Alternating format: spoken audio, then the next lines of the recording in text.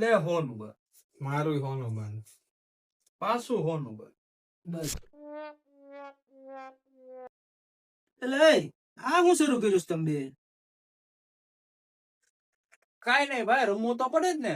સાતમ આઠમ છે તો આપણી સંસ્કૃતિનું પાલન કરવા તો રમવું પડે. હા ભાઈ સાચી જ વાત છે ને, રમવું તો પડે જ ને. હા કઈ સંસ્કૃતિ ભાઈ? કઈ પુસ્તકમાં આવી સંસ્કૃતિનું લખ્યું છે કે હાથે માઠામાં જુગાર રમવો જોઈએ એમ? હે એટલે પોતાની જુગારની ઈચ્છાઓને છે ને સંસ્કૃતિનું નામ દેવાનું તો રેવા દેતું, સમજો. અને મારો ભાઈ આ પન્ના જુગારમાં તો છે ને હારા હારાના રાજાના રજવાડા વૈયા ગયા છે. પાંડવોને વનમાં જવાનું થઈ ગયું હતું, સમજો. આમાં કોઈ દી કોઈ ફાવીને ગયું જ નથી.